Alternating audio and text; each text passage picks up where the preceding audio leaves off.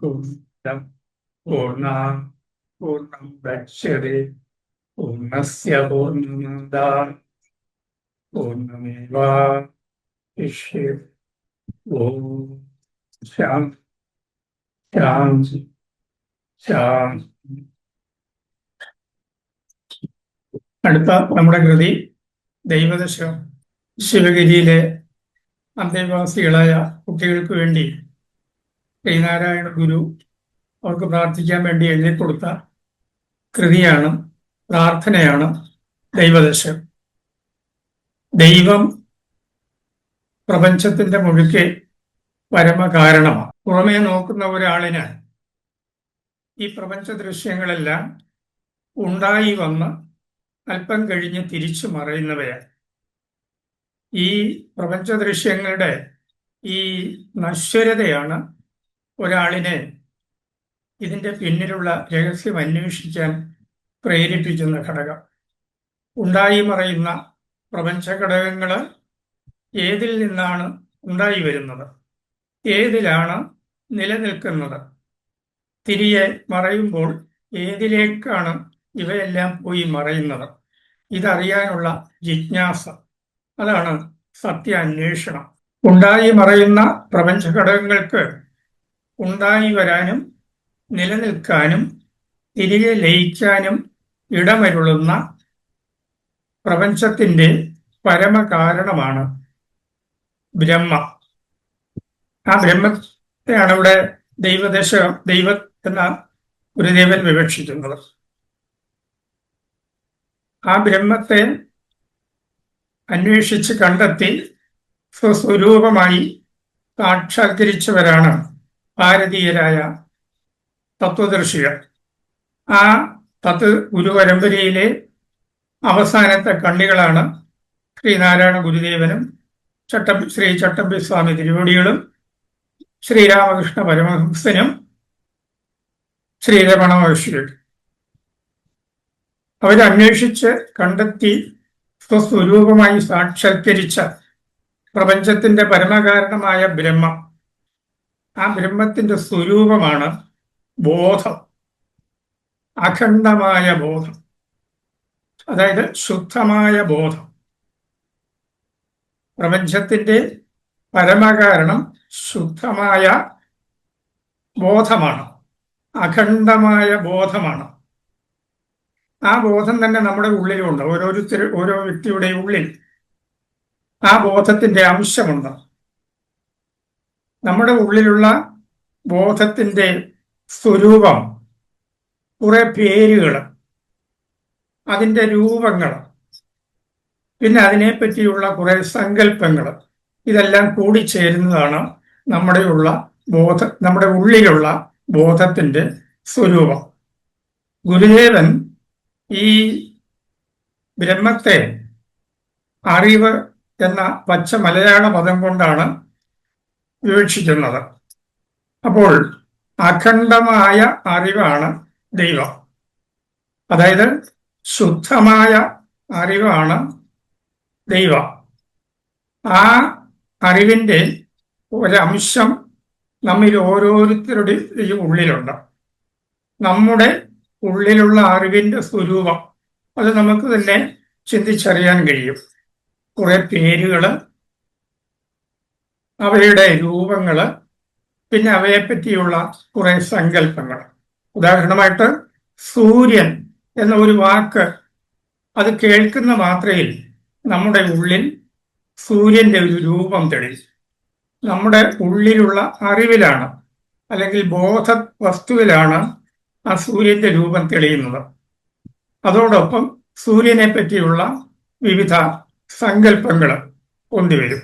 എല്ലാ പ്രപഞ്ച ഘടകങ്ങളെയും കുറിച്ചുള്ള അറിവുകൾ ഇങ്ങനെ നാമരൂപ സങ്കല്പങ്ങളോടുകൂടി നമ്മുടെ ഓരോരുത്തരുടെയും ഉള്ളിൽ കുടികൊള്ളുന്നു. അത് ഈ അഖണ്ഡമായ അറിവിന്റെ അംശമാണ്. അപ്പോൾ അഖണ്ഡമായ ബോധമാണ് പ്രപഞ്ചം, ബ്രഹ്മ, അല്ലെങ്കിൽ ദൈവം.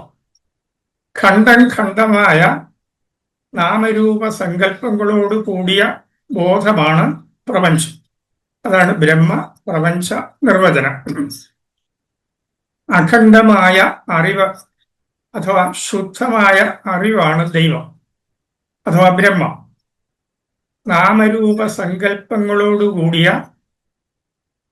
കൊച്ചു കൊച്ചറിവുകൾ, ഖണ്ഡമായ അറിവുകൾ, അതാണ് പ്രപഞ്ചം. ഇതാണ് ബ്രഹ്മപ്രപഞ്ച നിർവചനം. അപ്പം ദൈവം ആര് എന്ന് ചോദിച്ചാൽ നമുക്ക് വ്യക്തമായ മറുപടി പറയാൻ അഖണ്ഡമായ ബോധമാണ്, അഖണ്ഡമായ അറിവാണ് ദൈവം.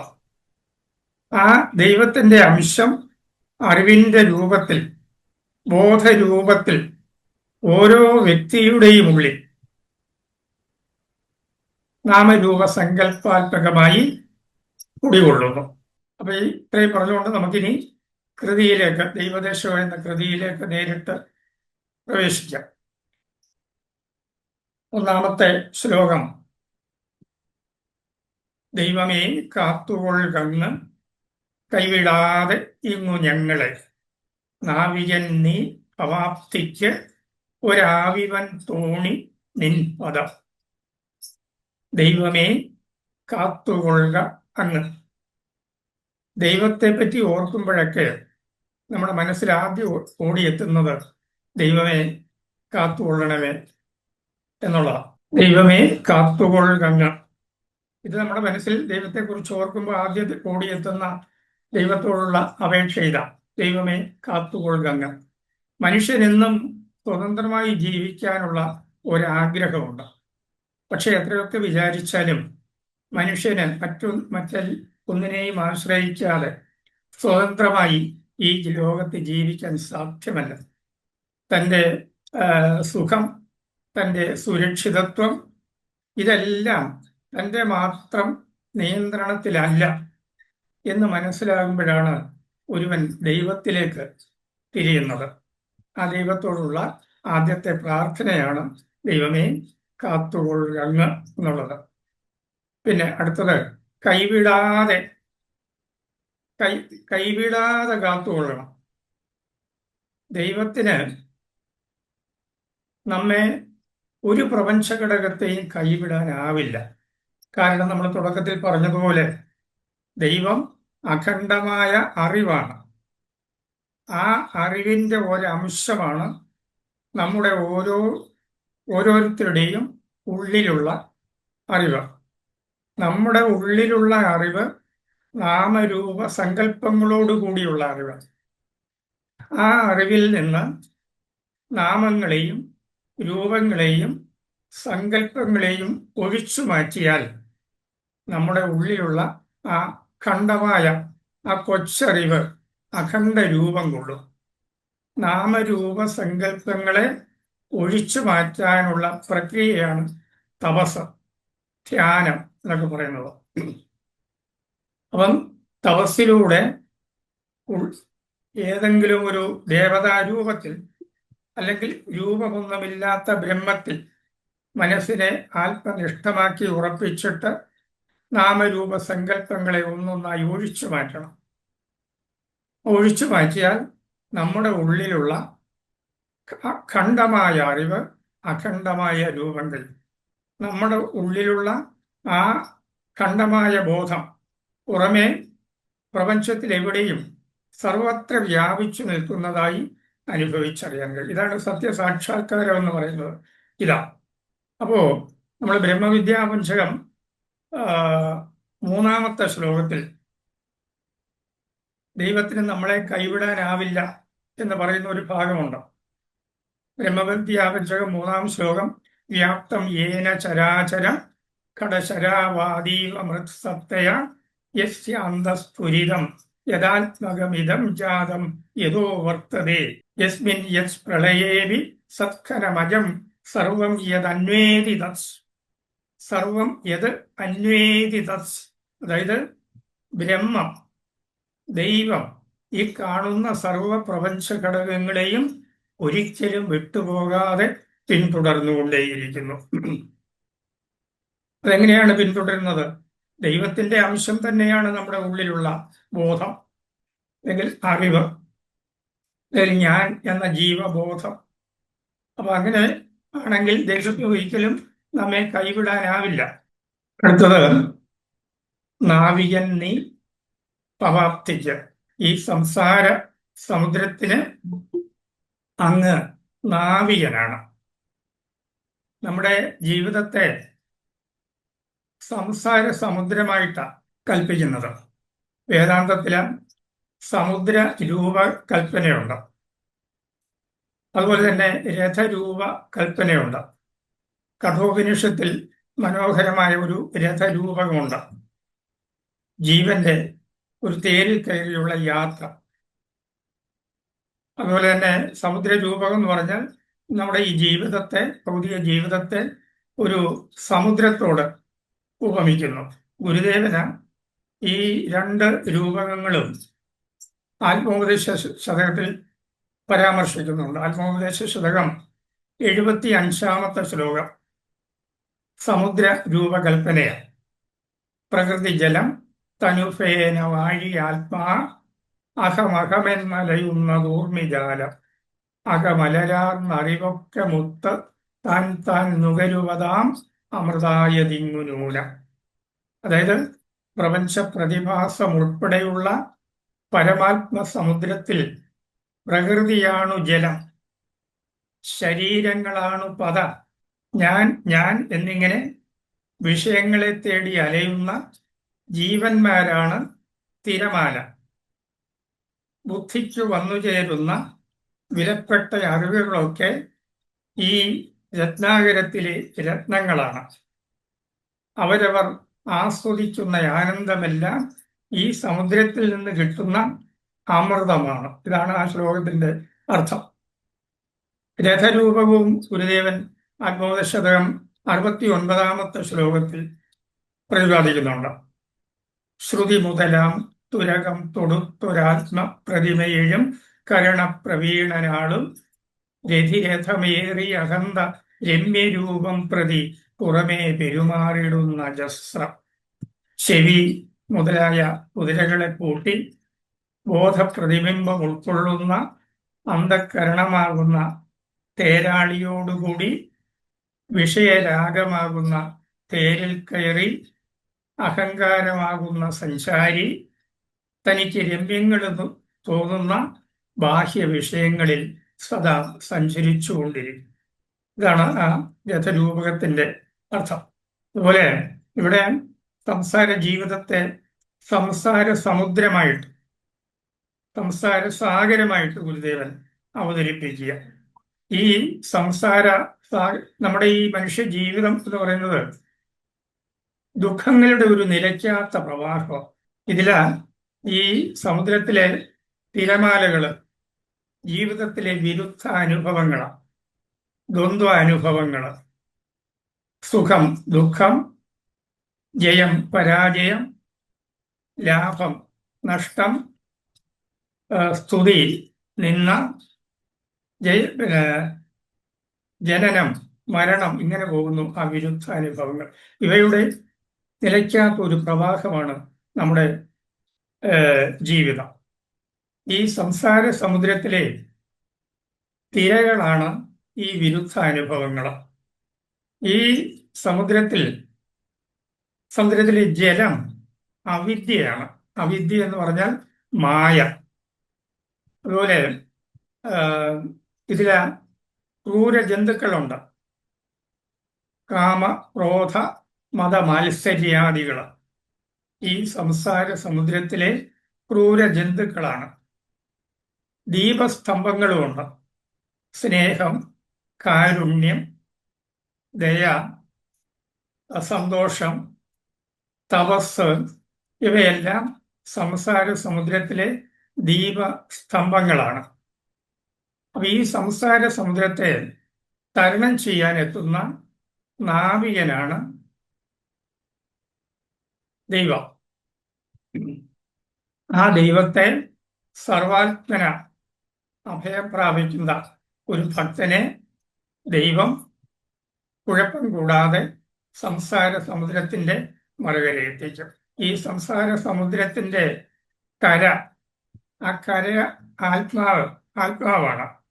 ആഴി ആത്മ എന്നാണ് പ്രമാണം. കരയാണ് ആത്മാവ്. സമുദ്രത്തിന്റെ കരയെ ആത്മാവിനോട് സാമ്യപ്പെടുത്തുന്നത്, ഉപമിക്കുന്നതിന് കാരണം എല്ലാ നദികളിലെയും വെള്ളം ഒഴുകി വന്ന് ചേരുന്നത് സമുദ്രത്തിലാണ്. എത്രയൊക്കെ വെള്ളം ഒഴുകി വന്ന് നിറഞ്ഞാലും ഒരു ചലനവും കൂടാതെ അതിനെയെല്ലാം താങ്ങി നിൽക്കുന്നത് സമുദ്രത്തിന്റെ കരയാണ്. അതുപോലെ പഞ്ചഭൂതങ്ങൾ മുതൽ പരമാണു വരെയുള്ള പ്രപഞ്ച ഘടകങ്ങൾ എത്രയൊക്കെ ആവർത്തിച്ച് ഉണ്ടായി നിലനിന്ന് മറഞ്ഞാലും ആ അധിഷ്ഠാനമായ ബ്രഹ്മത്തിന്, ദൈവത്തിന് ഒരു ചലനവും ഉണ്ടാവില്ല. അതുകൊണ്ടാണ് സംസാര സമുദ്രത്തിന്റെ കരയെ ആത്മാവിനോട് ഉപമിക്കുന്നത്. ഇനി ദൈവവും ഗുരുവും ഒന്ന് തന്നെയാണ്. അതുകൊണ്ട് ദൈവത്തെ ആശ്രയിക്കുക എന്നതിന് പകരം ഗുരുവിനെ ആശ്രയിച്ചാലും മതി. സത്യദർശിയായ ഗുരു സംസാര സമുദ്രത്തിന്റെ മറുകര എത്തിയ ആളാണ്. ആ സംസാര സമുദ്രത്തിലെ ചുഴികളെ പറ്റിയും തിരകളെ പറ്റിയും ജലത്തിന്റെ ആഴത്തെ പറ്റിയും ആ സാഗരത്തെ എങ്ങനെ സുരക്ഷിതമായി മറികടക്കാം, തരണം ചെയ്യാം എന്നുള്ളതിനെ പറ്റി എല്ലാം ഉള്ള പൂർണ്ണമായ അറിവ് നേടിയ ആളാണ്. അറിവ് നേടിയ ജ്ഞാനിയാണ് ഗുരു. അങ്ങനെയുള്ള ഗുരുവിനെ അഭയം പ്രാപിച്ചാൽ ഈ സംസാര സമുദ്രത്തെ കുഴപ്പം കൂടാതെ തരണം ചെയ്യാനുള്ള മാർഗം ഗുരു നമുക്ക് ഉപദേശിച്ചു തരും. പക്ഷെ ഇപ്പോഴങ്ങനെയുള്ള ഒരു ഗുരുവിനെ നമുക്ക് കണ്ടെത്താനാവില്ല. അക്കാര്യത്തിലും വിഷമിക്കേണ്ട കാര്യമില്ല. അത്തരം ഗുരുക്കന്മാരുടെ തിരുവായ്മൊഴികൾ ഉണ്ട്. ആ തിരുവായ്മൊഴികൾ ഉൾക്കൊള്ളുന്ന വിശുദ്ധ ഗ്രന്ഥങ്ങളാണ്, നമ്മുടെ വിശുദ്ധ മതഗ്രന്ഥങ്ങളാണ് ഉപനിഷത്തുകൾ. ഹിന്ദുമതത്തിലെ വിശുദ്ധ മതഗ്രന്ഥങ്ങളല്ലാണ് ഉപനിഷത്ത്. മറ്റ് മതങ്ങളെ അപേക്ഷിച്ച് ഹിന്ദുമതത്തിനുള്ള പ്രത്യേകത, ക്രിസ്തുമതത്തിനും ഇസ്ലാം മതത്തിനുമൊക്കെ ഒരു മതഗ്രന്ഥവും ഒരാചാര്യനാണ് ഉള്ളത്. പക്ഷെ നമ്മുടെ മതത്തിന് അതല്ല. ഹിന്ദുമതത്തിന് അനേകം മതഗ്രന്ഥങ്ങളുണ്ട്, ഉപനിഷത്തുകൾ. ഉപനിഷത്തുകളുടെ ശരിയായ എണ്ണം 1180. പക്ഷെ ധാരാളം ഉപനിഷത്തുകൾ നമുക്ക് നഷ്ടപ്പെട്ടുപോയി. 108ഓളം ഉപനിഷത്തുകൾ കണ്ടെടുത്ത് പ്രസിദ്ധീകരിച്ചിട്ടുണ്ട് ഇന്ന്. ആ ഉപനിഷത്തുകൾ ദൈവത്തിന്റെ തിരുവായ്മൊഴികളെന്നാണ് പറയുന്നത്. കാരണം ബ്രഹ്മസാക്ഷാത്കാര വേളയിൽ ഒരു യോഗിക്ക് ബ്രഹ്മത്തിൽ നിന്ന് നേരിട്ട് പകർന്നു കിട്ടുന്ന അറിവാണ് ഈ ഉപനിഷത്തുകളിലുള്ളത്. അത് തപസ് ചെയ്ത് മുന്നേറുന്ന ഒരു യോഗിക്ക് ഉണ്ടാകുന്ന ഒരനുഭവത്തെ പറ്റി ശങ്കരാചാര്യര് പ്രബോധ സുധാകരം എന്ന കൃതിയിൽ വിവരിക്കുന്നുണ്ട്. ധർമ്മമേഘ സമാധി എന്നാണ് ആ അനുഭവത്തിന്റെ പേര്. ആ ശ്ലോകം ഇതാ: നിത്യാനന്ദ സുധാനിധേരധിഗത സന്നേലമേഘ സദാം ഔത്കണ്ഠ്യ പ്രബല പ്രപഞ്ചന പരൈരാകർഷിതോ വർഷതി വിജ്ഞാന അമൃതമത്ഭുതം നിജവചോധാരാഭിരാരാദിതം ചേതശ്ചാതകചേന്ന വാഞ്ചസി മൃഷാ ക്രാന്തോസി സുപ്തോസി കിം. ആ ശ്ലോകത്തിന്റെ അർത്ഥം, സവികൽപ്പ സമാധിയുടെ ഒരു പ്രത്യേക ഘട്ടത്തിൽ പരമാത്മാവിൽ നിന്നും ഒരു നീലമേഘം പൊന്തി വരുന്നു. യോഗിയുടെ ഉത്കണ്ഠയാകുന്ന കാറ്റുതട്ടി ഉയരുന്ന ആ മേഘം വർഷം ആരംഭിക്കുന്നു. അത്ഭുതകരമായ പ്രപഞ്ച വിജ്ഞാനം ഉൾക്കൊള്ളുന്ന ശബ്ദപ്രവാഹമാണ് ആ വർഷം. സമാധിസ്ഥനായ യോഗിയുടെ പ്രജ്ഞയിലേക്ക് തന്നെയാണ് ആ വർഷം വന്ന് പതിക്കുന്നത്. അതോടുകൂടി പ്രപഞ്ചത്തെ പറ്റിയും പ്രപഞ്ചത്തിന്റെ അധിഷ്ഠാനമായ ബ്രഹ്മത്തെ പറ്റിയുമുള്ള സർവ വിവരങ്ങളും യോഗിക്ക് പകർന്നു കിട്ടുക. അങ്ങനെയുള്ള യോഗിയുടെ തിരുവായ്മൊഴികളാണ് ഉപനിഷത്തുകളിലുള്ളത്. അപ്പൊ ഗുരുവിനെ ഇന്ന് കിട്ടാനില്ലാത്തത് കൊണ്ട് അത്തരം ഗുരുക്കന്മാരുടെ തിരുവായ്മൊഴികൾ ഉൾക്കൊള്ളുന്ന ഉപനിഷത്തുകളെ അഭയം പ്രാപിച്ചാലും ഈ സംസാര സാഗരത്തെ മറികടക്കാനുള്ള ഉപായം നമുക്ക് കിട്ടും. ആ ഗുരുവിന്റെ ഉപദേശം കൊണ്ട് ഈ സംസാര സാഗരത്തെ സംവിത് സാഗരമാക്കി മാറ്റിത്തരാൻ ഗുരുവിന് കഴിയും. സംവിത് സാഗരം എന്ന് പറഞ്ഞാൽ അഖണ്ഡബോധ സമുദ്രം എന്ന അർത്ഥം. സംസാര സാഗരത്തെ അഖണ്ഡബോധ സമുദ്രമാക്കി മാറ്റിത്തരാൻ ഗുരുവിന് കഴിയും. അതായത് ഇവിടെ എല്ലാം ഒന്ന്, അഖണ്ഡബോധമല്ലാതെ മറ്റൊന്നും ഇവിടെ ഇല്ല. ഈ അനുഭവത്തിൽ കൊണ്ടെത്തിച്ച് ഈ സംസാര ജീവിതത്തെ തരണം ചെയ്യാൻ ഗുരുവിന്റെ ഉപദേശം നമ്മെ പ്രാപ്തരാക്കും. അപ്പോ സംസാര സമുദ്രത്തിന് നാവികനാണ് ദൈവം അഥവാ ഗുരു. ഒരാവിവൻ തോണി നിൻ പദം. അവിടെ പദം എന്നുള്ള വാക്കിന് ഒന്നിലധികം അർത്ഥമുണ്ട്. അങ്ങയുടെ ദൈവത്തിന്റെ കാലടിയാണ് ഈ സമുദ്രത്തെ തരണം ചെയ്യാനുള്ള കപ്പല്. അല്ലെങ്കിൽ ആ ദൈവത്തിന്റെ തിരുവായ്മൊഴികൾ, പദം എന്നുള്ളതിന് തിരുവായ്മൊഴികളായ ഉപനിഷത്തുകളാണ് കപ്പല്. ഇങ്ങനെ രണ്ട് രീതിയിൽ അർത്ഥം പറയാം.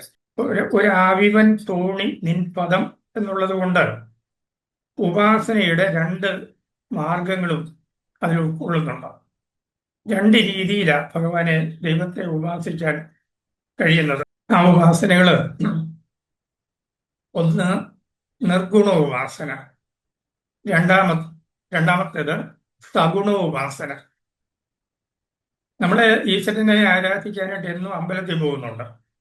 അവിടെ പോയി ഓരോരുത്തരും അവരുടേതായ രീതിയിൽ ദൈവത്തെ പ്രാർത്ഥിക്കുന്നു. അതെങ്ങനെയാണ് ദൈവത്തെ ശരിയായി ഉപാസിക്കാനുള്ള മാർഗത്തെ പറ്റി നമ്മൾ വ്യക്തമായി അറിഞ്ഞിരിക്കണം. ആദ്യത്തേത് നിർഗുണ ഉപാസനയെ പറ്റി പറയാം.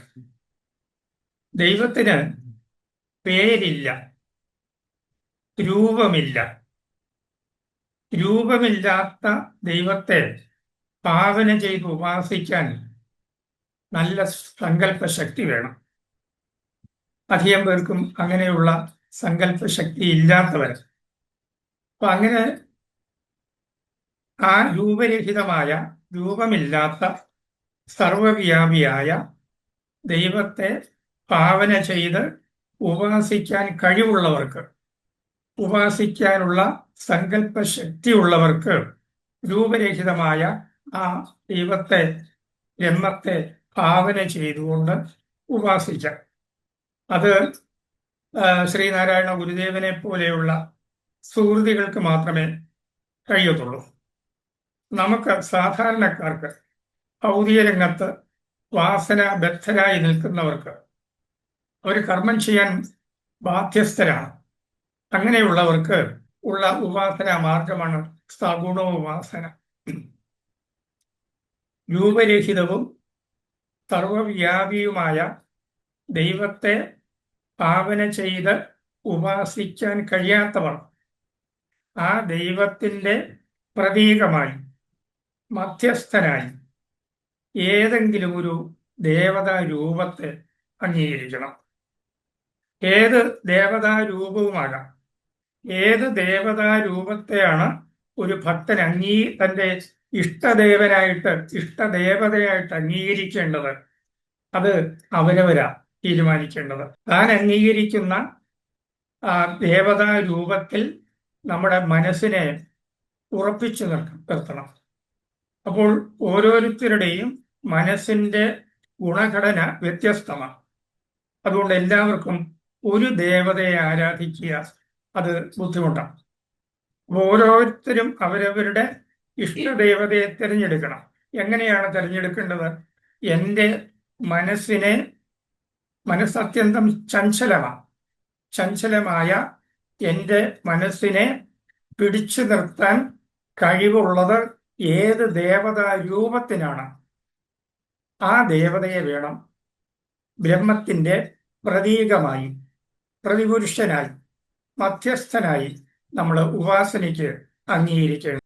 ബ്രഹ്മ, വിഷ്ണു, മഹേശ്വരന്മാരുൾപ്പെടെ ധാരാളം ദേവതാ രൂപങ്ങൾ ഉണ്ട്. പ്രകൃതിയിൽ തന്നെ ഈശാവാസ്യ ഉപനിഷത്തില് സൂര്യനെയും അഗ്നിയെയും ഉപാസനാമൂർത്തികളായി അംഗീകരിക്കുന്നുണ്ട്. ഈശാവാസ്യം ഏറ്റവും പുരാതനമായ ഒരു ഉപനിഷത്തായിട്ടാണ് അറിയപ്പെടുന്നത്. നിർഗുണോപാസനയും സഗുണോപാസനയും രണ്ടിനെ പറ്റിയും വിവരിക്കുന്ന ഒരു ഉപനിഷത്താണ് ഈശാവാസ്യം. അവിടെ സൂര്യദേവനെ ഒരു ഭക്തൻ ബ്രഹ്മപ്രതീകമായി തന്റെ ഇഷ്ടദേവനായി അംഗീകരിക്കുന്നു. ആ സൂര്യദേവനോട് ആദ്യം ചെയ്യുന്ന പ്രാർത്ഥന, അല്ലയോ സൂര്യദേവ, ഞാൻ അന്വേഷിക്കുന്നതും എനിക്ക് കണ്ടെത്തേണ്ടതും അങ്ങയുടെ പിന്നിലുള്ള നാമരൂപരഹിതമായ ബ്രഹ്മത്തെയാണ്.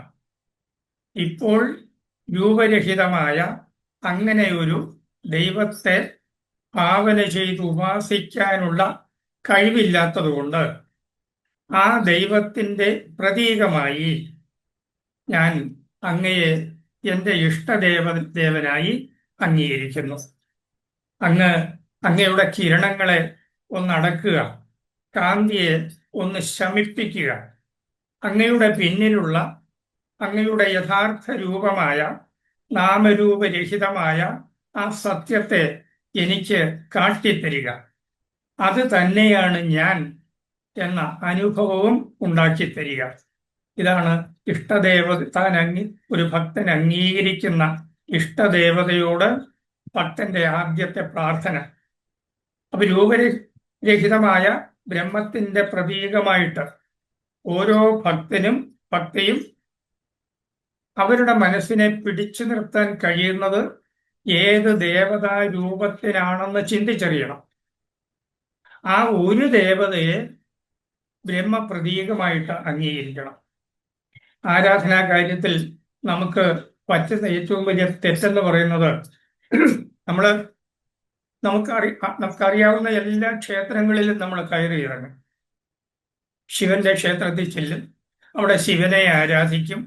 അവിടുന്ന് കൃഷ്ണന്റെ ക്ഷേത്രത്തിൽ സുബ്രഹ്മണ്യന്റെ, അങ്ങനെ പോകുന്നു നമ്മുടെ ആരാധന. അത് ശാസ്ത്ര സിദ്ധാന്തമനുസരിച്ച് അത് തെറ്റാണ്.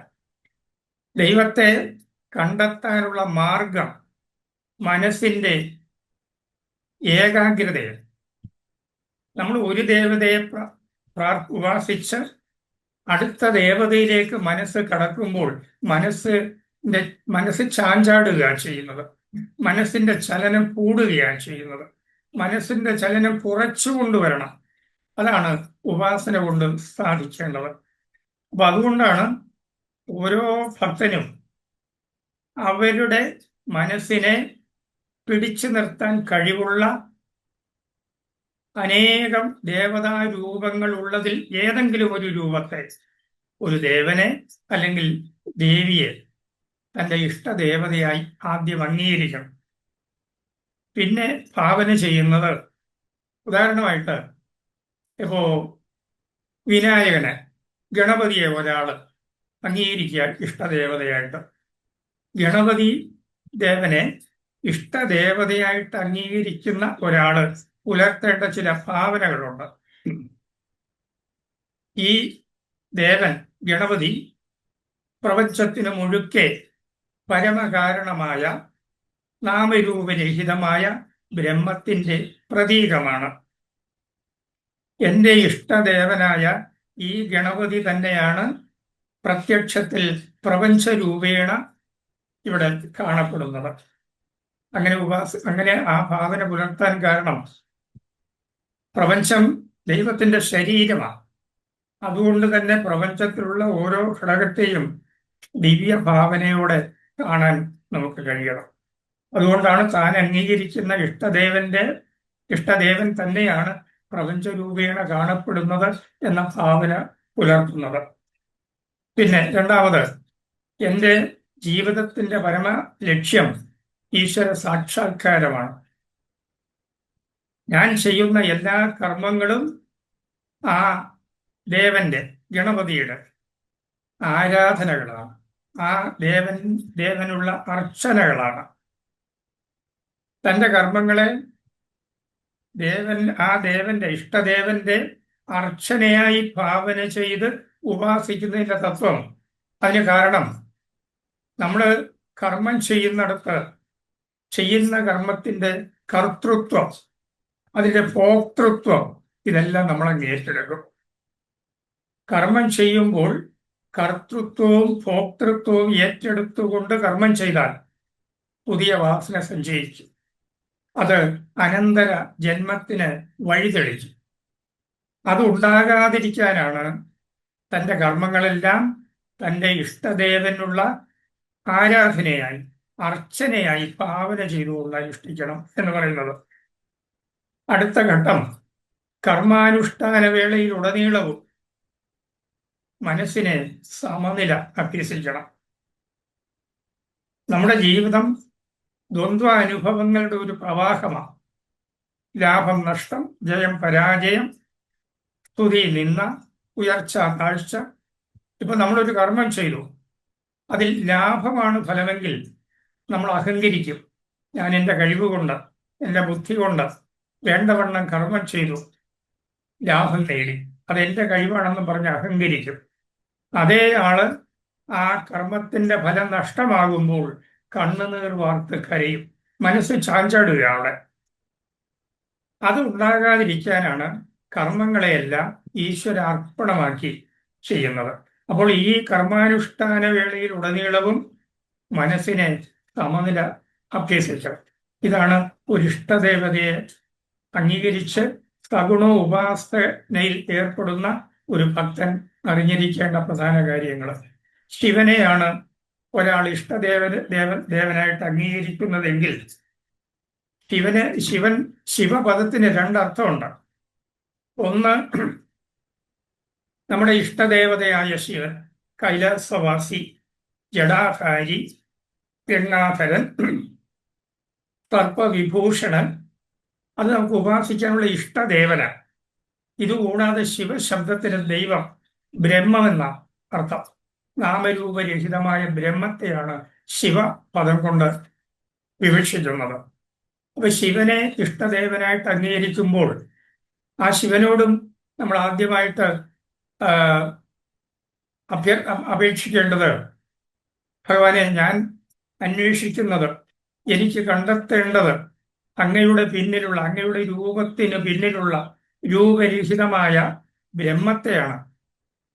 ഇപ്പോൾ അങ്ങനെ ഒരു രൂപമില്ലാത്ത ബ്രഹ്മത്തെ ഭാവന ചെയ്ത് ഉപാസിക്കാനുള്ള കഴിവില്ലാത്തത് കൊണ്ട് ആ ബ്രഹ്മത്തിന്റെ പ്രതീകമായി ഞാൻ ഇതാ അങ്ങയെ എൻ്റെ ഇഷ്ടദേവനായി അംഗീകരിക്കുന്നു. ആ ശിവൻ തന്നെയാണ് പ്രപഞ്ചരൂപേണ പ്രത്യക്ഷത്തിൽ നിൽക്കുന്നത് എന്ന ഭാവന പുലർത്തണം. ജീവിത ലക്ഷ്യം ആ ബ്രഹ്മ സാക്ഷാത്കാരമാണെന്ന് ഉറപ്പിക്കണം. കർമ്മങ്ങളെയെല്ലാം ആ ദേവന്റെ അർപ്പണമായി, ആരാധനയായി അനുഷ്ഠിക്കണം. കർമാനുഷ്ഠാന വേളയിൽ ഉടനീളവും മനസ്സിനെ സമനില അഭ്യസിപ്പിക്കണം. ഇതാണ് സഗുണ ഉപാസന. ഇവിടെ പ്രധാനമായിട്ട് നമ്മൾ അറിഞ്ഞിരിക്കേണ്ടത്, നമുക്ക് പറ്റുന്ന തെറ്റിനെ പറ്റി നമ്മൾ ബോധവാന്മാരായിരിക്കണം. എല്ലാ ദേവതകളുടെയും ക്ഷേത്രങ്ങളിൽ നമ്മൾ സന്ദർശിക്കും. ഓരോ ക്ഷേത്രത്തിൽ ചെന്ന് അവിടുത്തെ പ്രതിഷ്ഠയെയാണ് നമ്മൾ ആരാധിക്കുന്നത്. അപ്പൊ ശിവക്ഷേത്രത്തിൽ നിന്ന് കൃഷ്ണന്റെ ക്ഷേത്രത്തിലേക്ക് ചെന്നാൽ മനസ്സ് ശിവനിൽ നിന്ന് കൃഷ്ണനിലേക്ക് ചാഞ്ചാടുക. അത് ലക്ഷ്യത്തിലെത്താൻ തടസ്സമാവും. അതുകൊണ്ടാണ് ഒരു ദേവതയെ, അപ്പൊ രണ്ടാമതൊരു ദേവതയെ ആരാധിക്കേണ്ട കാര്യമില്ല. താൻ അംഗീകരിക്കുന്ന ദേവത പ്രപഞ്ചത്തിന്റെ മുഴുക്ക പരമകാരണമാണ്. താൻ അംഗീകരിക്കുന്ന ദേവതയെ മറ്റെല്ലാ ദേവതകളും, ബ്രഹ്മ വിഷ്ണു മഹേശ്വരന്മാർ ഉൾപ്പെടെയുള്ള എല്ലാ ദേവകളും ആരാധിക്കുന്നത് എൻ്റെ ദേവനായ ഈ ദേവനെയാണ്. ഇപ്പൊ ഗണപതിയെ അംഗീകരിച്ചു കഴിഞ്ഞാൽ അവിടെ ബ്രഹ്മവിഷ്ണു മഹേശ്വരന്മാർ ഉൾപ്പെടെയുള്ള സകല ദേവന്മാരും ഗണപതിയെ ആരാധിക്കുന്നു എന്ന് നമ്മൾ ഭാവന ചെയ്യണം. അപ്പോൾ ഓരോരുത്തരും ഇതിനെപ്പറ്റി ചിന്തിക്കുക. ഇതുവരെയുള്ള നമ്മുടെ ആരാധനാക്രമം തീർത്തും തെറ്റാണ് എന്ന് പറയാൻ കഴിയും. എവിടെയെല്ലാം ക്ഷേത്രങ്ങളുണ്ട്, ഏതെല്ലാം ക്ഷേത്രങ്ങളെ പറ്റി നമുക്കറിയാം, നമ്മളെല്ലാം അവിടെ പോകും. അപ്പോ ഏതെങ്കിലും ഒരു ഇഷ്ടദേവത അവരവർക്കേ അറിയൂ. അവരവരുടെ മനസ്സിന്റെ ഗുണഘടന, അവരവരുടെ മനസ്സിന്റെ ഗുണഘടനയ്ക്ക് അനുസരിച്ചാണ് അവരുടെ ആരാധനാക്രമം, അവരുടെ ഭക്ഷണ രീതി, അവരുടെ സംസാരം, അവരുടെ ചിന്ത. ഇതെല്ലാം അവരുടെ മനസ്സിന്റെ ഗുണഘടനയെ ആശ്രയിച്ചിരിക്കും. അപ്പൊ ഓരോരുത്തരും ചിന്തിക്കുക, ഏത് ദേവതാ രൂപത്തിനാണ് എൻ്റെ മനസ്സിനെ പിടിച്ചു നിർത്താൻ കഴിവുള്ളത്. അങ്ങനെയുള്ള ഒരു ദേവതയെ കണ്ടെത്തി ആ ദേവതയെ ബ്രഹ്മപ്രതീകമായി അംഗീകരിച്ച് ഉപാസിക്കാൻ ശ്രമിക്കണം. ഇത് കഴിയുമോ എന്നുള്ളത് ഓരോരുത്തരും ചിന്തിച്ചു നോക്കേണ്ടത്. ഒറ്റയടിക്ക് ചിലപ്പം കഴിഞ്ഞില്ലെന്നിരിക്കും. വേദാന്ത സിദ്ധാന്തങ്ങൾ വേണ്ടവണ്ണം മനനം ചെയ്തറിഞ്ഞാൽ മനസ്സിന് എപ്പോഴാണോ നല്ല ഉറപ്പ് വരുന്നത്, അപ്പോൾ തീർച്ചയായിട്ടും കഴിയും. നമ്മൾ വിവിധ ദേവതകളെ ആരാധിക്കുന്നത് കൊണ്ട് ലക്ഷ്യത്തിലെത്തില്ല ഒരിക്കലും. നമ്മുടെ മനസ്സും സ്വസ്ഥമായിരിക്കുകയില്ല അങ്ങനെയുള്ളവരുടെ. അപ്പൊ നമ്മൾ സ്ഥിരമായിട്ട് പോകുന്ന ക്ഷേത്രങ്ങളുണ്ട്. ഒരു ദിവസം ഒരിടത്ത് എന്തുകൊണ്ടോ പോകാൻ ഒത്തില്ല, നമ്മുടെ മനസ്സാകപ്പാടെ അസ്വസ്ഥമാകും. അതൊന്നും ഉണ്ടാകാൻ പാടില്ല. അതായത് ദൈവത്തെ നമ്മൾ എന്തിനാ അങ്ങോട്ട് ചെന്ന് ആരാധിക്കുന്നത്? നമ്മുടെ ഉള്ളിൽ ഇരിക്കുന്നല്ലോ ആ ദൈവം. സർവവ്യാപിയായ ദൈവം ഓരോ വ്യക്തിയുടെയും ഉള്ളിൽ ജീവരൂപേണ, ബോധരൂപേണ, അറിവിന്റെ രൂപത്തിൽ സ്ഥിതി ചെയ്യുന്നു.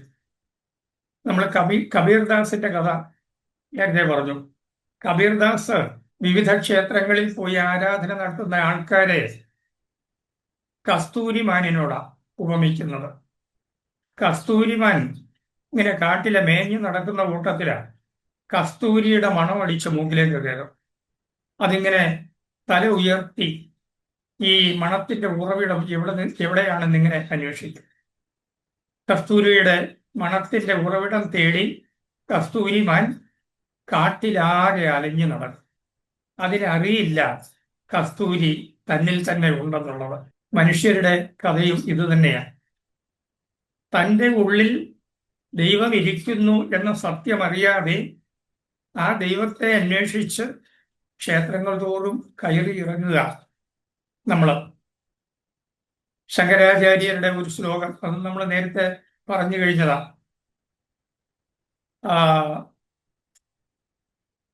കുരുതേ ഗംഗാ സാഗര ഗമനം വൃതപരിപാലനം അഥവാ ദാനം ജ്ഞാനവിഹീന സർവമതേന മുക്തിം ഭജതി ന ജന്മശതേന. ചതുർദശ മഞ്ജരിക സ്തോത്രത്തിലെ. അതായത് ആളുകള് കുരുതേ ഗംഗാ സാഗര ഗമനം, ഗംഗയിൽ പോയി കുളിക്കുന്നു. എന്തിനാ? മോക്ഷത്തിന് വേണ്ടിയാ. ഈശ്വരനെ ഈശ്വരനെ കാണാനാണ്. സമുദ്രസ്നാനം ചെയ്യുന്നു, ഈശ്വരനെ അന്വേഷിച്ചുകൊണ്ടാണ്. വ്രതപരിപാലനം, ഏകാദശി പോലുള്ള അതിവിശിഷ്ടങ്ങളായ വ്രതങ്ങൾ അനുഷ്ഠിക്കുന്നു, ഈശ്വരനെ അന്വേഷിച്ചുകൊണ്ട്. പിന്നെ ദാനം, പുണ്യ ദാനാദി കർമ്മങ്ങൾ ചെയ്യുന്നു. പക്ഷേ ഇതെല്ലാം കൊണ്ട് നിങ്ങൾ 100 ജന്മം ജീവിച്ചുള്ളൂ, മുക്തി ലഭിക്കുകയില്ല. മുക്തി വേണോ? ജ്ഞാനം നേടണം. അപ്പൊ നമ്മുടെ ഉള്ളിലുള്ള ഈശ്വരനെ അന്വേഷിച്ചുകൊണ്ട് നമ്മൾ മറ്റൊരിടത്ത് പോകേണ്ട കാര്യമില്ല. ഈശ്വര നാമം ജപിച്ചാൽ മാത്രം മതി. ഇതിപ്പം കലികാലത്തിൽ നാമജപത്തിനാണ് പ്രാധാന്യം. ഭഗവത്ഗീത വിഭൂതി യോഗത്തിൽ യജ്ഞങ്ങളിൽ ജപയജ്ഞമാണ് ഭഗവത് വിഭൂതി എന്ന് പറയുന്നുണ്ട്. ഈ കലികാലത്തിൽ ഭഗവാന്റെ നാമജപം പോലെ വിശിഷ്ടമായ മറ്റൊരു സാധനയില്ല. ഹരിനാമകീർത്തനത്തിലെ ഒരു ശ്ലോകമുണ്ട്. ഊരിന്നു വേണ്ട, എല്ലാവർക്കും അറിയാവുന്നതായിരിക്കും.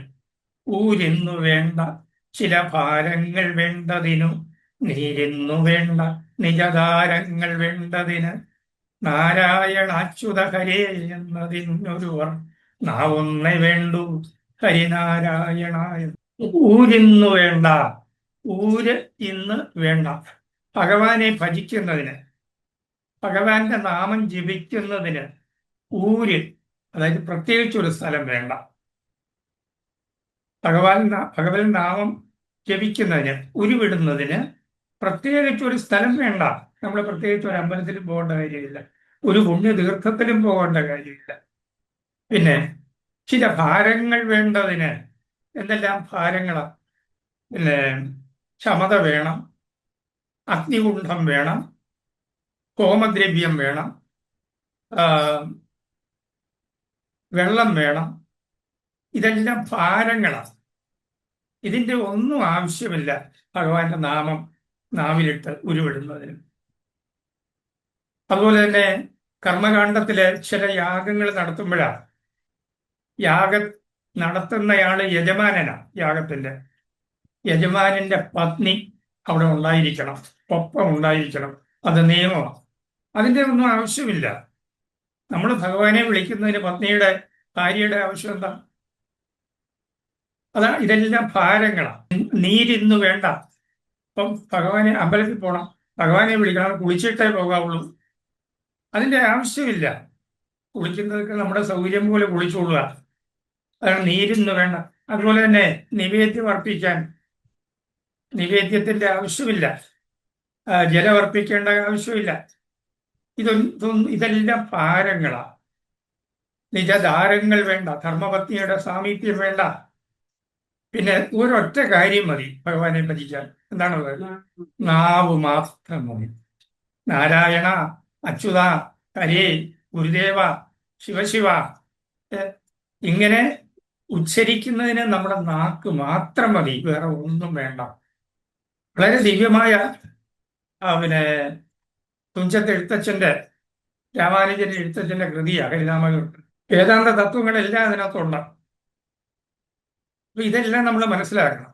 നമ്മുടെ ഉള്ളിൽ തന്നെ ഈശ്വരൻ ഇരിക്കുന്നു. ഗുരുദേവന്റെ ശിവശതകത്തിലാണ്, ശിവശതകം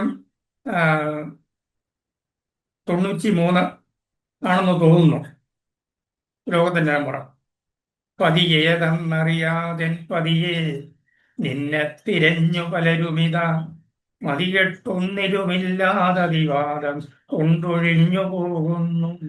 പതിയേതെന്നറിയാതെ എൻ പതിയെ, എന്റെ ഭഗവാനെ, അങ്ങ് എന്റെ ഉള്ളിൽ തന്നെ ഉണ്ട് എന്ന കാര്യം അറിയാതെ, ഭഗവാൻ എന്റെ ഉള്ളിൽ തന്നെ വസിക്കുന്നു എന്ന സത്യം അറിയാതെ അധികം പേരും അങ്ങയെ അന്വേഷിച്ച് കാണാൻ കഴിയാതെ ബുദ്ധിമുട്ടി ജീവിതം പാഴാക്കുക.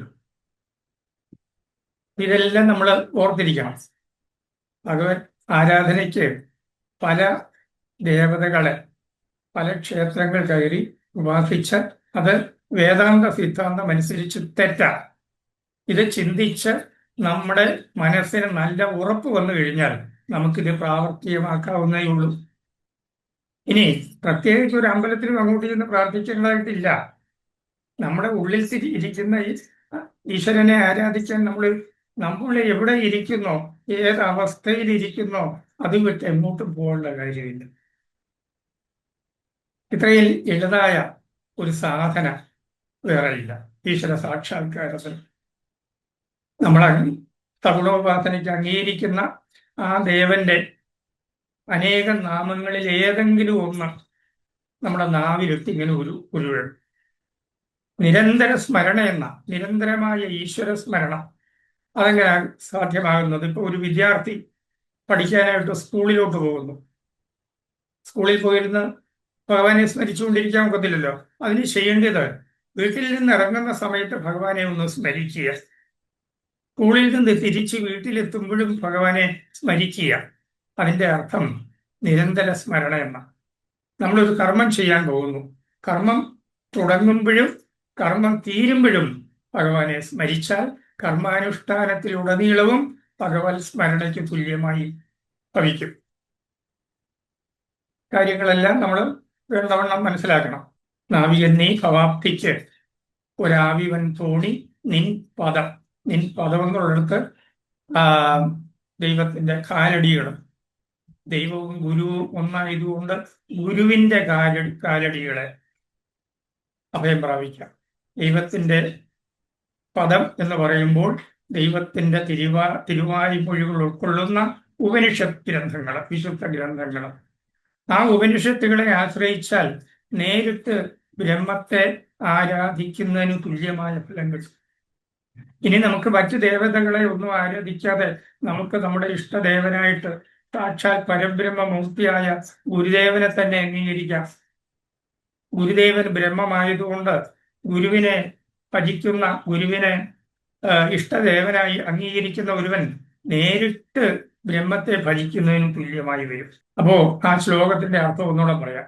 ദൈവമേ കാത്തുകൊള്ളുകങ്ങ് കൈവിടാതെ ഇങ്ങു ഞങ്ങളെ, നാവികൻ നീ ഭവാപ്തിക്ക് ഒരാവിവൻ തോണി നിൻ പദം. അല്ലയോ ദൈവമേ, അങ്ങ് ഞങ്ങളെ കൈവിടാതെ കാത്തുകൊള്ളണമേ. ഈ സംസാര സമുദ്രത്തിന് നാവികൻ നീ ഭവാപ്തിക്ക്, ഈ സംസാര സമുദ്രത്തിന്, ഈ ഭവാപ്തിക്ക്, ഈ സംസാര സാഗരത്തിന് അങ്ങ് സാഗരത്തെ കടത്തിവിടാനുള്ള കപ്പിത്താനാണ് അങ്ങ്. ഒരാവിവൻ തോണി നിൻ പദം.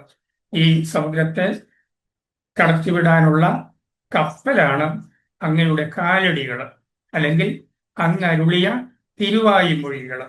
ഇതാണ് ഈ ഒന്നാമത്തെ ശ്ലോകത്തിന്റെ അർത്ഥം. ദൈവമേ കാത്തുകൊള്ളുക അങ്ങ്, അല്ലയോ ദൈവമേ അങ്ങ് ഞങ്ങളെ കൈവിടാതെ കാത്തുകൊള്ളണമേ. ഇവിടെ ഈ ഞങ്ങൾ എന്നുള്ള പദം പ്രത്യേകം ശ്രദ്ധിക്കേണ്ടതാണ്. അതൊന്നും നമ്മൾ പറഞ്ഞില്ല. നമ്മള് ക്ഷേത്രത്തിൽ ചെന്ന് ദൈവത്തോട് എന്താ പ്രാർത്ഥിക്കുന്നത്? ഭഗവാനെ, എൻ്റെ രോഗം മാറണേ, എൻ്റെ കുഞ്ഞിൻ്റെ രോഗം മാറണേ, എൻ്റെ കുഞ്ഞ് പരീക്ഷയിൽ ജയിക്കണേ. അവിടെ ഒരു വ്യക്തിയിലേക്ക് കേന്ദ്രീകരിക്കുക ആരാധന. ഞാൻ, എന്നെ കാത്തുകൊള്ളണമേ. പക്ഷെ ഇവിടെ ഗുരുദേവന്റെ പ്രാർത്ഥനയിൽ ഞങ്ങൾ എന്ന എല്ലാ മനുഷ്യരെയും, അതുകൊണ്ട് അവിടെ നിൽക്കുന്നില്ല, സർവജീവി വർഗങ്ങളെയും കാത്തുകൊള്ളണമേ. അതാണ് ഗുരുദേവന്റെ ഈ ദൈവദശകം പ്രാർത്ഥനയുടെ മഹത്വം. അവിടെ ലോകത്തുള്ള, പ്രപഞ്ചത്തിലുള്ള സർവ ജീവികളെയും കാത്തുകൊള്ളണമേ എന്നുള്ളതാണ് ദൈവമേ കാത്തുകൊള്ളുക അങ്ങ് ഞങ്ങളെ എന്നുള്ള വാക്കുകൊണ്ട് ഉദ്ദേശിച്ചു. അതുപോലെ തന്നെ ഈ പ്രാർത്ഥന ക്രിസ്ത്യാനികളായാലും അവരും ദൈവം എന്നാ പറയുന്നു, മുസ്ലിങ്ങളും ദൈവം എന്നാ പറയുന്നു, എല്ലാ മതക്കാരും ദൈവം എന്നാ പറയുന്നത്. അപ്പോൾ ഏത് മതവിഭാഗത്തിൽപ്പെട്ടവർക്കും ദൈവത്തെ പാടി പുകഴ്ത്തി സ്തുതിക്കാവുന്ന ഒരു കൃതിയാണ് ഗുരുദേവന്റെ ദൈവദർശനം. ഇതിൽ ഏതെങ്കിലും ഒരു ദൈവത്തിന്റെ പേര് പറയുന്നില്ല, ഒരു ദേവന്റെ പേര് പറയുന്നില്ല. ഇതിൽ ഒരു ഭാഗത്ത് മഹാദേവൻ എന്നുള്ള പറയുന്നുണ്ട്. ആ മഹാദേവൻ എന്ന് പറയുന്നത് ദേവന്മാരുടെ എല്ലാം ദേവനായ ദൈവം എന്നാണ് അർത്ഥം. അപ്പൊ നമ്മുടെ ഇന്നത്തെ ചിന്ത മുഴുവൻ നമ്മൾ ജീവിതത്തിൽ ഏത് ദേവനെ അല്ലെങ്കിൽ ദേവിയെ ഇഷ്ടദേവതയായിട്ട്, സർവവ്യാപിയായ രൂപരഹിതമായ ബ്രഹ്മത്തിന്റെ പ്രതീകമായിട്ട്, ഇഷ്ടദേവതയായിട്ട് ഏത് ദേവതയെ അംഗീകരിക്കും? ഇന്നത്തെ ദിവസം അത് കണ്ടുപിടിക്കാൻ ഒക്കുമോ എന്ന് ശ്രമിക്കുക. ഇന്ന് കഴിഞ്ഞില്ലെങ്കിൽ തുടർന്നുള്ള ദിവസങ്ങളിൽ അത് ശ്രമിക്കുക. ഇപ്പം ഈ തമോ ഗുണം കൂടുതലുള്ളവർക്കൊക്കെ അവരുടെ മനസ്സ് സാധാരണയിൽ കവിഞ്ഞ് ചഞ്ചലമാണ്. അവർക്ക് ചിലപ്പോൾ ഈ ദാരികന്റെ അറുത്ത തലയും പിടിച്ചുകൊണ്ട്, ചോര ഒഴുക്കുന്ന തലയും പിടിച്ച് നാക്ക് നീട്ടി നിൽക്കുന്ന ഭദ്രകാളി വേണ്ടി വരും. സത്വഗുണപ്രധാനികളാണെങ്കിൽ മഹാവിഷ്ണു ആകാം, രജോ ഗുണികളാണെങ്കിൽ ഗണപതിയാകാം. അങ്ങനെ അവരവരുടെ മനസ്സിന്റെ ഗുണഘടന അവരവർക്ക് അറിയാനുള്ളതുള്ളൂ. നമ്മുടെ ചിന്തകൾ, നമ്മുടെ സങ്കല്പങ്ങൾ, നമ്മുടെ ആഹാര രീതി, നമ്മുടെ പെരുമാറ്റം, ഇത് ഓരോന്നും വിശകലനം ചെയ്താൽ മനസ്സിന്റെ ഗുണഘടന കണ്ടുപിടിക്കാൻ കഴിയും. ആ മനസ്സിനെ പിടിച്ചു നിർത്താൻ ഉതകുന്നത് ഏത് ദേവതാ രൂപത്തിനാണ്? ആ ഒരു ദേവതയെ ബ്രഹ്മപ്രതീകമായിട്ട് നമ്മൾ അംഗീകരിക്കണം. പിന്നെ ഉപാസിക്കുന്നത് മുഴുവൻ ആ ഒരൊറ്റ ദേവതയെ. മാറിപ്പോകരുത്. മാറിപ്പോയാൽ മനസ്സ് ചലിക്കുന്നു. മനസ്സ് ചലിക്കുന്നുവെങ്കിൽ ലക്ഷ്യത്തിൽ എത്താൻ തടസ്സം വരുന്നു എന്നുള്ളതാണ്. ഒരൊറ്റ ദൈവം. ആ ദൈവതയുടെ ആദ്യത്തെ പ്രാർത്ഥന ഇതാ. നമ്മൾ സൂര്യദേവനോട് പ്രാർത്ഥിച്ചതുപോലെ, അല്ലയോ ഭഗവാനെ, ഞാൻ അന്വേഷിക്കുന്നതും എനിക്ക് കണ്ടെത്തേണ്ടതും അങ്ങയുടെ പിന്നിലുള്ള രൂപരഹിതമായ പരമാത്മാവിനെയാണ്, ദൈവത്തെയാണ്. അങ്ങനെ ഒരു ദൈവത്തെ ഇപ്പോൾ ഭാവന ചെയ്യാൻ ഉള്ള കഴിവില്ലാത്തത് കൊണ്ട്, ഇപ്പോൾ ഭാവന ചെയ്യാനുള്ള സങ്കല്പ ശക്തി ഇല്ലാത്തത് കൊണ്ട് ആ ദൈവത്തിന്റെ പ്രതീകമായി ഞാൻ അങ്ങയെ എൻ്റെ ഇഷ്ടദേവതയായി അംഗീകരിക്കുന്നു. അങ്ങയുടെ ഈ രൂപത്തിന് പിന്നിലുള്ള രൂപരഹിതമായ അങ്ങയുടെ യഥാർത്ഥ രൂപം എനിക്ക് കാട്ടിത്തരണം. ആ സത്യം തന്നെയാണ് ഞാനും എന്ന അനുഭവവും ഉണ്ടാക്കിത്തരണം. ഇതായിരിക്കണം ആദ്യത്തെ ഇഷ്ടദേവനോടുള്ള പ്രാർത്ഥന. അപ്പോ ഇന്നത്തെ ചിന്താവിഷയം, അല്ലെങ്കിൽ അടുത്ത ദിവസങ്ങളിലെ ചിന്താവിഷയം, എൻ്റെ ഇഷ്ടദേവത ആര്? അത് കഴിഞ്ഞ് ആ ഇഷ്ടദേവതയെ മാത്രം ആരാധിക്കാൻ ശ്രമിക്കുക. ഭയത്തിന്റെ ആവശ്യമില്ല. നമ്മൾ അംഗീകരിക്കുന്ന ദേവൻ സാക്ഷാൽ പരബ്രഹ്മം തന്നെയാണ് നമ്മൾ ഭാവന പുലർത്തണം. പരബ്രഹ്മത്തെ ആരാധിക്കുന്നവരെ മറ്റൊരു ദേവതയ്ക്കും ഉപദ്രവിക്കാൻ കഴിയില്ല. അത് ഗുരുദേവന്റെ ദൈവചിന്തനം വായിച്ചു നോക്കണം. അപ്പൊ നമ്മൾ ഈ വിശ്വസിക്കുന്ന ദൈവങ്ങളെല്ലാം ഉണ്ട്. അത് ഗുരുദേവൻ ആദ്യം സമ്മതിക്കുന്നു. മയിലിന്റെ പുറത്ത് കയറി നടക്കുന്ന ദൈവമുണ്ട്, കാളപ്പുറത്ത് സഞ്ചരിക്കുന്നവര്, പാമ്പിന്റെ മുഖമുള്ളവര്, ഗരുഡന്റെ മുഖമുള്ള, ഇതെല്ലാം ഉള്ളതാ. പക്ഷേ ഒരു രണ്ടാം ഭാഗമുണ്ട്. അതായത് സത്യം ഒന്നേ ഉള്ളൂ, ദൈവം ഒന്നേ ഉള്ളൂ. ആ ഏകമായ ദൈവം സർവശക്തനും സർവവ്യാപിയും സർവജ്ഞനുമാണ്. അങ്ങനെ ഉള്ള ആ ദൈവത്തെ അഭയം പ്രാപിച്ചാൽ ആ ഭക്തനെ മറ്റൊരു ദേവതയ്ക്ക് ഒന്നും ചെയ്യാനുള്ള. അതുകൊണ്ട് നമ്മൾ അവിടെ പറയുന്നത്, രണ്ടാം ഭാഗത്തിൽ പറയുന്നത്, ചിത്തത്തെ അഖണ്ഡ ബോധാകാര വൃത്തി അഭ്യസിപ്പിക്കണമെന്നാണ്. ചിത്തത്തെ അഖണ്ഡ ബോധാകാര വൃത്തി പഠിപ്പിക്കണം. എന്താണ് അഖണ്ഡ ബോധാകാര വൃത്തി? ഈ കാണുന്നതെല്ലാം ബ്രഹ്മം തന്നെ, പ്രപഞ്ചരൂപേണ കാണുന്നതെല്ലാം ബ്രഹ്മം തന്നെ എന്ന് ചിത്തത്തെ നിരന്തരം പഠിപ്പിക്കുന്നതാണ് അഖണ്ഡബോധാകാര വൃത്തി. ഇപ്പൊ മനുഷ്യനെ കണ്ടാൽ ബ്രഹ്മമാണ്. ഇപ്പൊ സത്യദർശിയായ ഗുരു പുറത്തേക്ക് നോക്കിയാൽ ബ്രഹ്മത്തെ മാത്രമേ എവിടെയും കാണത്തുള്ളൂ. ഭാഗവതം പ്രഥമ സ്കന്ധത്തില ചില വരികളുണ്ട്. ഈശ്വര പ്രപഞ്ചവും ഏകമെന്നുറച്ചു ഞാൻ, ഈശ്വര പ്രപഞ്ചവും ഏകമെന്ന് ഉറച്ചു ഞാൻ. ഈശ്വരനും പ്രപഞ്ചവും ഒന്നാണെന്ന് ഞാൻ ഉറപ്പിച്ചു. ഈശ്വരൻ ദേശികനെന്നറിഞ്ഞു തെളിഞ്ഞപ്പോൾ, ദേശികൻ എന്ന് പറഞ്ഞാൽ ഗുരുവെന്ന, സത്യദൃശ്യായ ഗുരുവെന്ന ദേശീയ പദത്തിന്റെ അർത്ഥം. ഈശ്വരൻ തന്നെയാണ് ഗുരു എന്ന ബോധവും എനിക്കുണ്ടായി. ഈശ്വരൻ ദേശീയൻ എന്നറിഞ്ഞു തെളിഞ്ഞപ്പോൾ ദേശീയ പാദവൽക്കമെന്നുള്ളിൽ ഉറപ്പിച്ചേൻ. ദൈവം തന്നെയാണ് ഗുരു എന്നുറപ്പിച്ചു. അതോടെ ആ ഗുരുവിന്റെ പാദങ്ങൾ എൻ്റെ ഹൃദയത്തിൽ ഉറപ്പിച്ചു. ആ ഗുരുപാദത്തെ ആശ്രയിച്ചാൽ മതി, ആ ഗുരുപാദത്തെ ആരാധിച്ചാൽ മതി. ഗുരുപാദത്തെ പറ്റി തിരുക്കുറളിന്റെ 3-4 അധ്യായങ്ങൾ ഗുരുദേവൻ തർജ്ജമ ചെയ്തിട്ടുണ്ട്. സത്യമാമറിവാർന്നു ശുദ്ധരൂപന്റെ തത്പദം തൊഴായിൽ വിദ്യ കൊണ്ടെന്തിങ്ങുളവാകും പ്രയോജനം. സത്യമാമറിവാർന്നുള്ള ശുദ്ധരൂപന്റെ സത്പദം, അറിവ് സ്വരൂപമായിട്ടുള്ള സത്യദർശിയായ ഗുരുവിന്റെ പാദങ്ങളെ വണങ്ങുന്നില്ല എങ്കിൽ വിദ്യ കൊണ്ട് എന്ത് പ്രയോജനമാകുന്നു? അതുപോലെ ശങ്കരാചാര്യരുടെ ഒരു കൃതിയുണ്ട്, ഗുരു അഷ്ടകം. ഗുരുവിനെ കുറിച്ചുള്ള 8 ശ്ലോകങ്ങളുള്ള ഒരു കൃതിയാണ് ഗുരു അഷ്ടകം എന്ന് പറയുന്നത്. ആ ഗുരു അഷ്ടകത്തിലാ ജീവിതത്തിൽ എല്ലാം ഉണ്ട്. പക്ഷെ ഗുരുവിനെ അറിയുന്നില്ലെങ്കിൽ എന്ത് നേടിയിട്ടും ഒരു പ്രയോജനമില്ല എന്നാണ് പറയുന്നത്. അതായത് ശരീരം സ്വരൂപം തഥാവാകളത്രം യശശ്ചാരുചിത്രം തനം മേരുതുല്യം. ഞാൻ സുന്ദരനാണ്, എൻ്റെ ഭാര്യ സുന്ദരിയാണ്, എന്നെ ലോകരെല്ലാം അറിയും,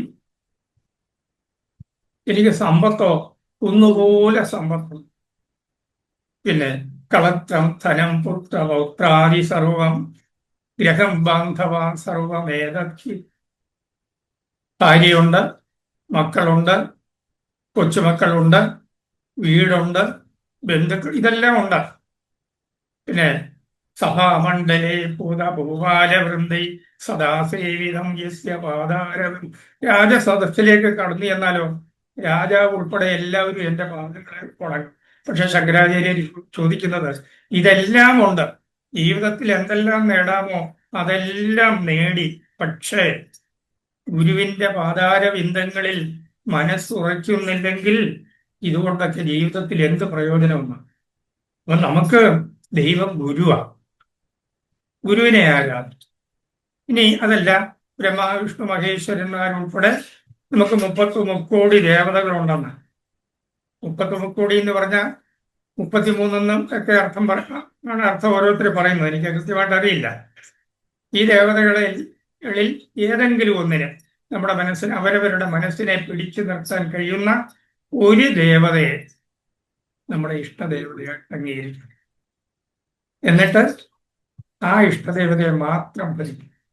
ആ ഇഷ്ടദേവതയാണ് പ്രപഞ്ചരൂപേണ പ്രത്യക്ഷമായി നിൽക്കുന്നത്. എന്റെ ജീവിതത്തിന്റെ പരമമായ ലക്ഷ്യം, ജീവിതത്തിന് ലക്ഷ്യങ്ങൾ അനവധി കാണും. പരമമായ ലക്ഷ്യം ആ ഈശ്വരനെ സാക്ഷാത്കരിക്കും. ആ ഈശ്വരനെ ഭാവന ചെയ്യാൻ ഇപ്പോഴുള്ള ശക്തിയില്ലാത്തതുകൊണ്ട് ആ ഈശ്വരന്റെ പ്രതീകമായി ഞാനൊരു ഇഷ്ടദേവതയെ, ശിവനെ അല്ലെങ്കിൽ വിഷ്ണുവിനെ, മുരുകനെ, ഗണപതി, ദേവിയെ, ഏതെങ്കിലും ഒരു ദേവത അത് നമ്മൾ ഇഷ്ടദേവതയായിട്ട് അംഗീകരിക്കും. കർമ്മങ്ങളെല്ലാം ചെയ്യുന്നത് ഈ ഇഷ്ടദേവതയുടെ നാമസ്മരണയോടെ ആയിരിക്കണം. ആ ഭഗവത് നാമസ്മരണ സ്ഥിരമായി നിലനിർത്താനുള്ള ഏറ്റവും ലളിതമായ മാർഗം, ശിവനെ അംഗീകരിക്കുന്ന ഒരാള് ശിവശിവ, ഏത് കർമ്മം ചെയ്യുമ്പോഴും ശിവശിവ, കർമ്മം ചെയ്യുമ്പോഴും ശിവശിവ, ആ ശിവനാമം ഉച്ചരിക്കും. സുബ്രഹ്മണ്യനെയാണ് ഉപാസിക്കുന്നതെങ്കിൽ സുബ്രഹ്മണ്യനെ ഇഷ്ടദേവതയായിട്ട് സ്വീകരിച്ചാൽ ഷടാക്ഷരി മന്ത്രമുണ്ട്, ഷൺമുഖായ നമ, അല്ലെങ്കിൽ 7 അക്ഷരങ്ങളുള്ള മന്ത്രമുണ്ട് സുബ്രഹ്മണ്യന്റെ, സുബ്രഹ്മണ്യായ നമ. ഗുരുദേവനെ അംഗീകരിച്ചാൽ ഗുരുവേ നമ, അല്ലെങ്കിൽ ഗുരുവിന്റെ മൂലമന്ത്രമുണ്ട്, ഗുരുപുഷ്പാഞ്ജലി മന്ത്രത്തിലെ 1-ാമത്തെ ശ്ലോകം ഗുരുവിന്റെ മൂലമന്ത്രമാണ്. ഓം ശ്രീ നാരായണ പരമഗുരുവേ നമ. ഇതുപോലെ ഇഷ്ടദേവതയെ സ്തുതിക്കാനായിട്ട് ഏതെങ്കിലും ഒരു എളിയ നാമം മനസ്സിലെപ്പോഴും കൊണ്ടു നടക്കണം. ആ നാമം ഉച്ചരിച്ച് സദാ ഭഗവത് സ്മരണ നിലനിർത്തണം. അങ്ങനെ ജീവിതം മുമ്പോട്ട് കൊണ്ടുപോകണം. കർമ്മ ഭൗതിക രംഗത്ത് വർത്തിക്കുന്നവര് ഏത് കർമ്മം ചെയ്യുമ്പോഴും തീരുമ്പോഴും ഭഗവാന്റെ ആ ഇഷ്ടദേവതയുടെ നാമം സ്മരിക്കുക. കർമാനുഷ്ഠാന വേളയിലുടനീളവും മനസ്സിന്റെ ചലനം കുറയ്ക്കാനായി അതിനെ സമനില പഠിപ്പിക്കണം. നമ്മൾ ചെയ്യുന്ന കർമ്മത്തിന്റെ ഫലം ജയമാണെങ്കിൽ അത് ഭഗവാന്റെ കാരുണ്യമായി കരുതണം. ഇനി പരാജയമാണെന്നിരിക്കട്ടെ, അത് ഭഗവാന്റെ നിശ്ചയമായിട്ട് കരുതണം. ആ നിശ്ചയത്തിന് നമ്മൾ വഴങ്ങുക. അപ്പൊ ആ ഭാവന പുലർത്തിയാൽ മനസ്സ് ചലിക്കത്തില്ല. അങ്ങനെ ജീവിതയാത്ര മുന്നേറും തോറും മനസ്സിന്റെ ചലനം കുറഞ്ഞു വരും. എപ്പോഴാണോ മനസ്സ് നിശ്ചലമാകുന്നത് അതുതന്നെയാണ് ഈശ്വര സാക്ഷാത്കാരം. നിശ്ചല ചിത്തം ബ്രഹ്മം, ചലിക്കുന്ന ചിത്തം പ്രപഞ്ചം. ഇതാണ് നിയമം. നമ്മുടെ ഉള്ളിലുള്ള ചിത്തം ചഞ്ചലമായതുകൊണ്ടാണ് പ്രപഞ്ചം ഉണ്ട് എന്ന് നമുക്ക് തോന്നുന്നത്. ഉള്ളിലുള്ള ചിത്തത്തെ നിശ്ചലമാക്കി നോക്കൂ, അത് ബ്രഹ്മരൂപം കഴിഞ്ഞു. ഉള്ളൊരു നിർവികാര രൂപം എന്ന് ആത്മോപദേശ 6-ാമത്തെ ശ്ലോകത്തിൽ പറയുന്നുണ്ട്. നമ്മുടെ ചിത്തം നിശ്ചല നിർവികാര ബ്രഹ്മം തന്നെയാണ്. ആ ചിത്തത്തിന്റെ ചലനം കുറയ്ക്കാനുള്ള ശ്രമം നമ്മൾ തുടർന്നാൽ മതി. നമുക്കെന്താ നിർത്താവുന്നോ?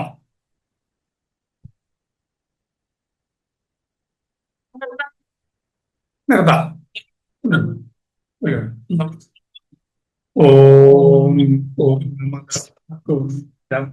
പൂർണ്ണാത് പൂർണ്ണം ദക്ഷ്യതേ പൂർണ്ണസ്യ പൂർണ്ണമാദായ പൂർണ്ണമേവാവശിഷ്യത്തെ. ഓം ശാന്തി ശാന്തി ശാന്തി.